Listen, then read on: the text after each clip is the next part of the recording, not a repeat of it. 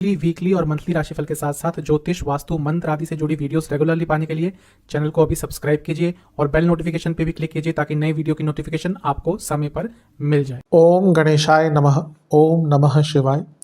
मैं निखिल ज्योतिष आचार्य आप सभी का मेरे चैनल पर पुनः स्वागत करता हूं।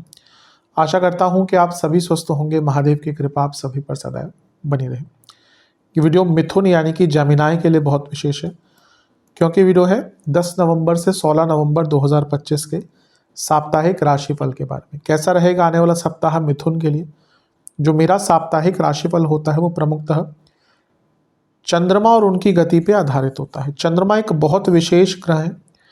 चंद्रमा की विशेषताएं बहुत हैं, लेकिन जब हम साप्ताहिक राशिफल के संदर्भ में बात करते हैं तो पहला तो उनकी तेज गति, फिर उनका मन का कारक होना, और फिर उनकी एक क्वालिटी कि वह जिस भी भाव, राशि, ग्रह आदि के साथ संबंध, संपर्क बनाते हैं उनको बहुत एक्टिवेट कर देना।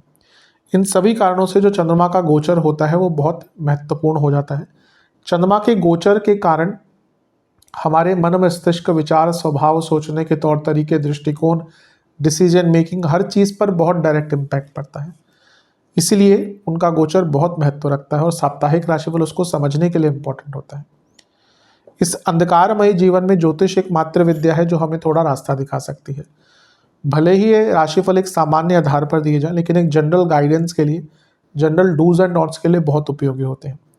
यदि आपकी लग्न राशि या चंद्र राशि मिथुन है, दोनों ही गाइडेंस के लिए इस राशिफल को देख सकते हैं। जहाँ से आपको ज़्यादा सूट और लेट करता है वहाँ से देखिए। व्यक्तिगत तौर पे मेरा मानना है लग्न से देखेंगे तो अच्छा, इनकेस नहीं पता है तो चंद्र राशि से भी देख सकते हैं। शुरू करते हैं। 10 नवंबर को दिन के 2 बजे चंद्रमा आ जाएंगे आपके धन स्थान में यानी कि कर्क में, और 12 नवंबर शाम के 7 बजे तक चंद्रमा का जो गोचर है वो यहीं पर रहेगा। चंद्रमा का धन स्थान में आना एक प्रकार से काफ़ी अच्छा माना जाता है। यहाँ पे स्वराशि के भी हो रहे हैं और यहाँ पे गुरु के साथ भी हैं जो आपके दशमेश और सप्तमेश है। ध्यान ये रखने की बात है कि यही गुरु जो है वो अगले ही दिन वक्री हो जाएंगे, इसलिए अपने धन को संचय करके रखिएगा। ठीक है, नए पैसा कमाने का मौका आएगा, लेकिन धन को संचय करके रखिएगा, क्योंकि वक्री बृहस्पति कभी कभी बहुत ज़्यादा खर्चा करवा सकते हैं। वाणी को लेकर नियंत्रित रहिएगा, अपने आप को नियंत्रित रखिएगा, वाणी का भाव है। और कुटुंब में चंद्रमा का आना और वक्री बृहस्पति का साथ 11 तारीख से, यानी कि घर में कलह कलेश वाणी के कारण हो सकते हैं। तो वाणी पर जितना नियंत्रण रखेंगे उतना ही आपके लिए श्रेष्ठ रहेगा। खर्चों पर नियंत्रण रखिएगा। पैसा आएगा, लेकिन पैसा कहीं लगाने का विचार मत कीजिएगा। नवांश कुंडली बताती है कि अति साहस से बचना है, वो दुस्साहस कहलाता है। दशांश कुंडली कार्य क्षेत्र में सब ठीक है, लेकिन आपका जो थॉट प्रोसेस है वो नेगेटिव रहेगा, उससे बचिएगा। बिजनेस में कुछ यात्राओं का योग बन रहा है और कुछ काम जो अटक रहे थे वो पूर्ण हो सकते हैं। लव लाइफ, बहुत ऐसे आसपास लोग हैं जो आप दोनों के बीच में कन्फ्यूजन क्रिएट करके आप दोनों को दूर कर रहे हैं। पहले इन लोगों को समझिए और इनसे दूर रहिए। जहाँ तक वैवाहिक जीवन की बात है, ठीक है, थोड़ा वाणी पर, अगर वाणी में थोड़ा मधुरता रखेंगे तो अच्छा है। स्टूडेंट्स को मैं एक ही चीज़ कहूँगा कि थोड़ा सा अपने इमोशनल लाइफ को पर ध्यान दीजिए, क्योंकि अभी लग रहा है कि आपका जो एक इमोशनल तत्व है वो बहुत डिस्टर्ब्ड है। इसके कारण स्टडीज़ पर भी अच्छा इम्पैक्ट नहीं पड़ पा रहा। सेहत के हिसाब से नसों की प्रॉब्लम, गले के रोग और फूड इन्फेक्शंस। सर्वाष्टक में आपका 12वां घर बली है, जैसा मैंने अभी कहा। खर्चा बहुत हो सकता है, पैसे का कहीं पे लगाया आपने गलत जगह पैसा तो फंस भी सकता है। 12 नवंबर शाम के 7 बजे चंद्रमा आ जाएंगे आपके तीसरे घर में यानी कि सिंह में, और 15 नवंबर सुबह के 4 तक चंद्रमा यहीं पर रहेंगे। चंद्रमा का तीसरे भाव में आना एक प्रकार से अच्छा ही होता है। हाँ, यहाँ पे केतु के साथ ग्रहण दोष में फंस गए और राहु केतु एक्सेस में भी फंस गए, लेकिन अच्छी चीज़ों की पहली बात करते हैं। गति प्रदान होती है। चंद्रमा केतु की जो जोड़ी होती है वो थोड़ी सी अनकन्वेंशनल सोच वाली होती है। व्यक्ति किसी ना किसी तरीके से अपने रास्तों को खोज लेता है, अपने प्रॉब्लम्स का हल निकाल लेता है। तीसरे घर में चंद्रमा केतु कुछ नया सीखने के लिए प्रेरित करते हैं। तीसरे घर में चंद्रमा केतु अपनी कमियों का एहसास दिलवाते हैं, और जैसे मैंने कहा उपचय भाव के चंद्रमा गति दिलाते हैं। लेकिन नहीं भूल सकते कि राहु केतु एक्सेस में है, ग्रहण दोष में है। कम्युनिकेशन पर ध्यान दीजिएगा, ज़्यादा बातचीत मत कीजिएगा, जितना हो उतना ही कीजिए, जितना आपसे एक्सपेक्टेशन है उतना ही कीजिए।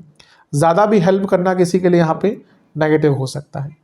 नवांश कुंडली बताती है कि ज़्यादा कोई कमिटमेंट मत कर दीजिएगा किसी को जो आप निभा नहीं सकते।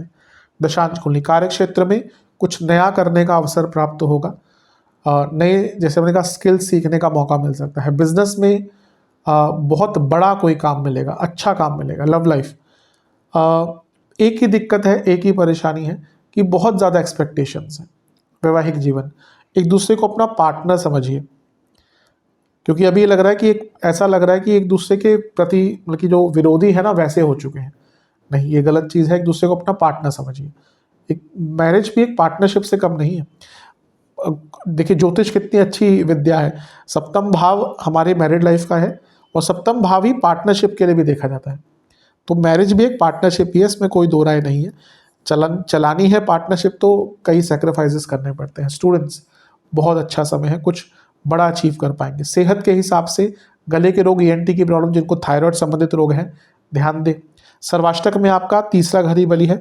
अति उत्साह से बचें, बहुत उत्साहित रहेंगे, बिना सोचे समझे कुछ कह देंगे, कर देंगे और बुरा प्रभाव झेलेंगे। 15 नवंबर सुबह के 4 बजे चंद्रमा आ जाएंगे आपके चौथे घर में यानी कि कन्या में, और सप्ताह के अंत तक यहीं पर रहेंगे। चंद्रमा का चौथे घर में आना बहुत अच्छा नहीं माना जाता। कारको भावनाशाय दोष लगता है, अर्थात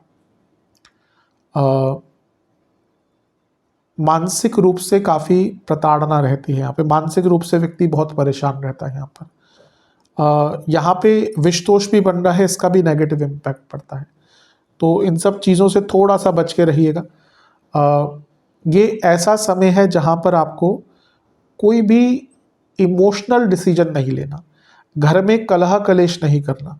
कलह कलेश हो रहा है उसको जल्दी से सुलझाना है। अच्छी चीज़ ये है कि दूसरे घर के स्वामी भी है चंद्रमा, तो घर में पैसा आ सकता है। कोई प्रॉपर्टी रेंट आउट करना चाहते हैं, बहुत अच्छा टाइम है।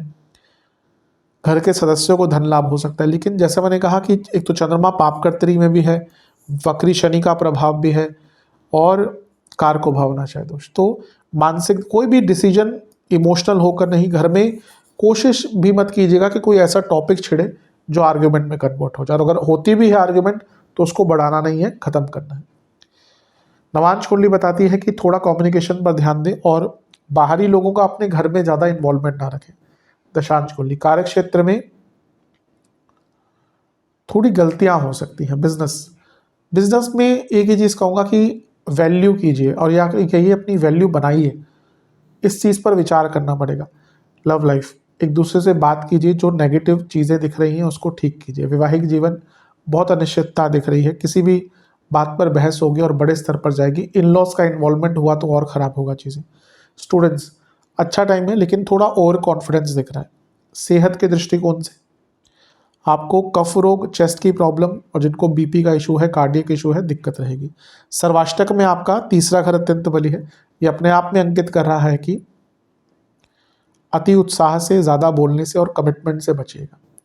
उपाय के स्वरूप में गणपति जी को लड्डुओं का भोग लगाकर ओम विघ्ननाशाय नमः का 121 बार जाप कीजिएगा। आशा करता हूँ वीडियो काम आएगा। चैनल पर नहीं सब्सक्राइब कीजिए, वीडियो को लाइक कीजिए। मिलता हूँ अगली वीडियो में, तब तक के लिए ओम नमः शिवाय।